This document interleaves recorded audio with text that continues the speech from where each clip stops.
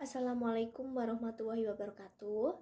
Perkenalkan, nama saya Dinda Ratnasari. Saya dari PBSI 2019B. Di sini saya akan mempresentasikan hasil kerja saya tentang penyuntingan media cetak. Penyuntingan.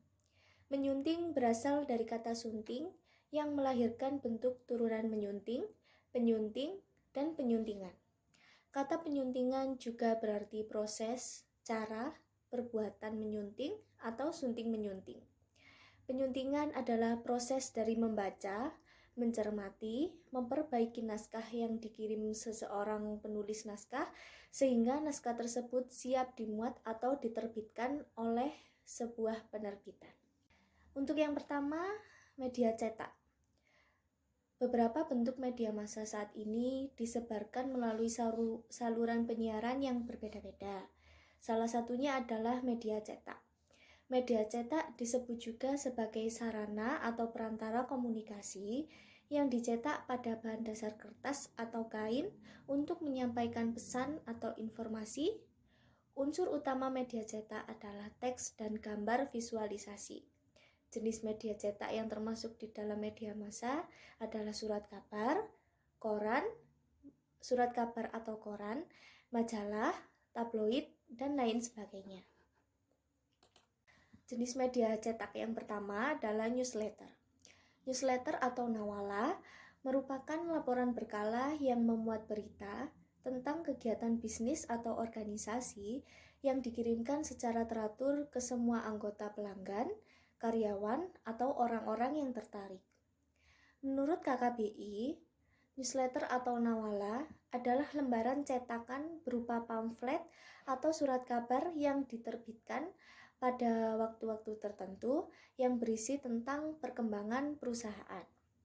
Karakteristiknya yaitu yang pertama, tulisan yang dimuat pada newsletter biasanya lebih pendek. Kalimat yang digunakan lebih ringkas dan langsung ke pokok masalah yang disampaikan. Yang kedua, newsletter dicetak menggunakan kertas HVS dengan ukuran A4 atau sedikit lebih kecil.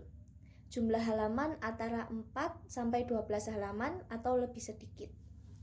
Yang ketiga adalah sampul depan. Sampul depan menampilkan nama media, tanggal terbit, nomor penerbitan, nama penerbit, juga memuat daftar isi dan sebuah tulisan secara utuh.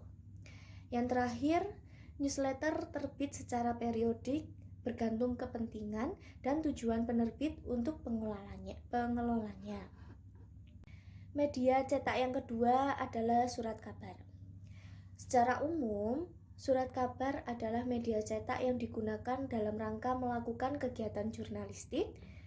Surat kabar ini memiliki 3 aspek, yaitu struktur, kosakata, dan ejaan yang di dalamnya terdapat karakteristik penulisan berita jurnalistik.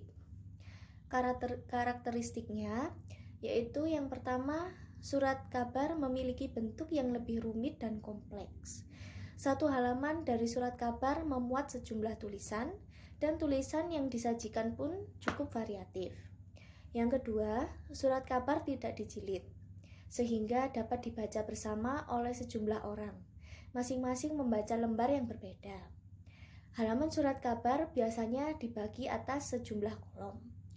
Yang ketiga, kertas yang digunakan adalah kertas koran, sehingga tidak sebaik kertas HVS yang biasanya dipakai untuk newsletter, majalah, buku, atau bahkan tabloid tertentu.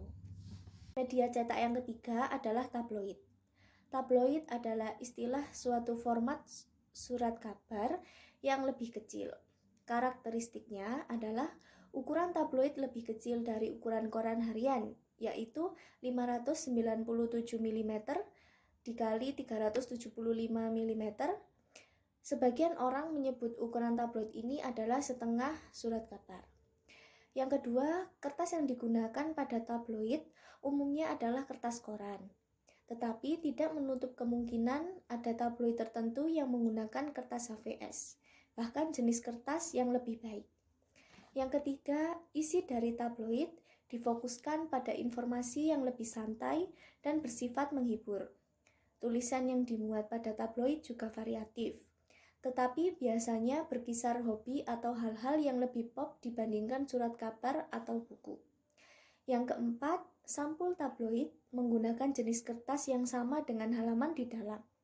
Sebagian kecil sampul tabloid menggunakan jenis kertas yang lebih baik. Jenis media cetak selanjutnya adalah majalah dan jurnal. Majalah adalah suatu media cetak yang diterbitkan secara berkala yang berisi artikel dalam subjek yang bervariasi. Biasanya diterbitkan mingguan atau bulanan. Sedangkan jurnal adalah kata yang merujuk pada artikel yang berisi berkala, ditulis oleh para ahli di bidang tertentu. Publikasi dari jurnal tidak ditujukan untuk masyarakat umum, tetapi untuk spesialis dan ahli. Sebagian besar artikel di dalam jurnal ini ditulis oleh para peneliti dengan mengingat sudut pandang para sarjana penelitian. Karakteristiknya, ukuran kertas yang digunakan biasanya A4 atau sedikit lebih besar. Namun ada pula majalah atau jurnal yang menggunakan ukuran yang lebih kecil, misalnya intisari. Yang kedua, sampul majalah dan jurnal banyak menggunakan kertas yang lebih tebal dan berkualitas. Lebih baik dibandingkan halaman di dalam yang menggunakan kertas koran. Yang ketiga, majalah dan jurnal dijilid sehingga tampil lebih serius serta lebih dokumentatif dibanding dengan newsletter, surat kabar, maupun tabloid. Jumlah halaman variatif bergantung dengan jenis genre majalah dan jurnal yang terkait. Jenis media cetak yang terakhir adalah buku. Menurut KKBI, buku adalah lembar kertas yang terjilid, berisi tulisan atau kosong. Buku disebut juga kumpulan kertas baik berisi informasi yang dibutuhkan penggunanya maupun hanya sebuah kumpulan kertas kosong yang diberi jilid. Karakteristiknya, ukurannya bervariatif, ada yang berukuran saku, ada pula yang berukuran kuarto. Tebal halaman pun juga bervariasi. Yang kedua, kertas yang digunakan untuk halaman dalam biasanya berupa kertas HVS atau suatu jenis kertas yang kualitasnya lebih baik. Tetapi ada sebagian buku yang dicetak menggunakan kertas CD atau koran. Yang ketiga, sampul bukunya menggunakan kertas yang lebih baik dan tebal, sehingga buku lebih kokoh dan awet. Kertas sampul dibuat berwarna sedemikian menarik sehingga menjadi daya tarik pemikat atau menjadi daya tarik pembaca atau pembeli. Bentuk penyuntingan media cetak. Penyuntingan media cetak diartikan sebagai kegiatan atau pekerjaan yang dilakukan sebelum tulisan tersebut dimuat atau diterbitkan. Yang pertama adalah berita. Berita disebut juga sebagai fondasi bagi penyunting berita yang melakukan pekerjaan penyuntingan. Bahasa yang digunakan dalam penulisan berita adalah bahasa yang khas, yaitu ragam bahasa jurnalistik. Bahasa jurnalistik memiliki ciri khusus, yaitu lugas, sederhana, singkat dan padat, sistematis, dan menarik. Seorang penyunting berita harus memperhatikan struktur berita yang terdiri atas judul berita. Judul berita adalah intisari dari berita. Biasanya terdiri atas 1 atau 2 kalimat pendek, tetapi harus cukup memberitahukan persoalan peristiwa yang diberitakan. Judul berita dibuat semenarik mungkin karena merupakan daya pikat awal berita. Yang kedua adalah deadline. Deadline menunjukkan tempat atau waktu berita yang diperoleh atau disusun. Yang ketiga, teras berita atau lead. Teras berita adalah bagian dari berita yang terletak pada paragraf pertama. Teras berita termasuk bagian dari komposisi berita yang ditulis setelah judul berita dan sebelum tubuh berita. Jika judul berita adalah intisari, teras berita adalah sari berita itu. Yang terakhir, tubuh berita atau body. Tubuh berita adalah keterangan rinci yang dapat melengkapi serta memperjelas fakta atau data yang disuguhkan dalam lead. Perincian yang dimaksudkan itu digunakan untuk mengungkapkan hal yang belum terungkap melalui lead. Selanjutnya adalah artikel. Artikel juga disebut sebagai karya tulis ilmiah yang dirancang untuk dimuat dalam jurnal atau buku. Kumpulan artikel ini ditulis dengan tata cara ilmiah dan mengikuti pedoman atau konveksi ilmiah yang telah disepakati atau ditetapkan secara khusus penyunting bahasa ilmiah, terutama yang akan dimuat pada jurnal ilmiah yang dibagi menjadi 4 aspek. Yang pertama, penyuntingan isi. Penyuntingan isi yaitu penyuntingan dari segi mutu suatu artikel, terutama untuk mengetahui cakupan keilmuan, keorisinilan isi, dampak ilmiah, ketajaman analisis dan simpulan, serta kemutakhiran pustaka. Yang kedua, penyuntingan bahasa. Penyuntingan bahasa bertujuan untuk memantapkan tata cara penyajian, penulisan, dan penyuguhan pendukung. Yang ketiga, penyuntingan format.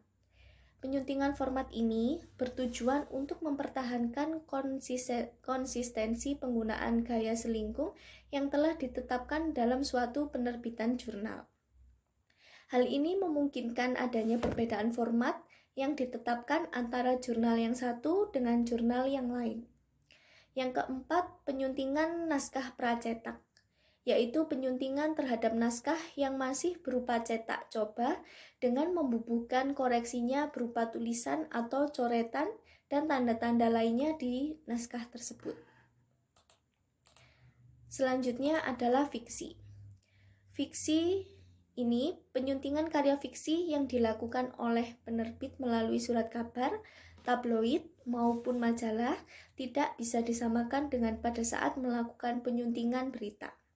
Secara khusus yang harus diperhatikan dalam menyunting naskah fiksi adalah judul berita, pembuka berita, karya bercerita, kalimat, penggunaan istilah asing, penggunaan kata atau ungkapan bahasa daerah, dialog, penggambaran alam, penggambaran suasana, penggambaran perasaan, plot cerita, teknik penyajian, moral cerita, isi cerita, kekerasan dan seks, kesesuaian tokoh dengan latar, karakteristik tokoh utama, karakteristik tokoh tambahan, pengutipan pikiran atau karya orang lain, warna lokal, warna lain, atau penutup cerita.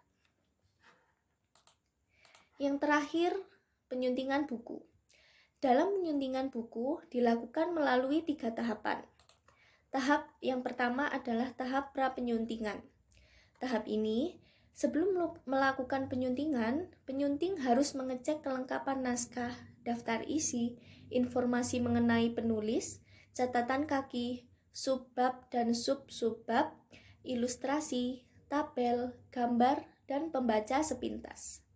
Yang kedua, tahap penyuntingan. Pada tahap penyuntingan, penyunting tersebut membuat naskah menjadi lebih mudah dan enak dibaca.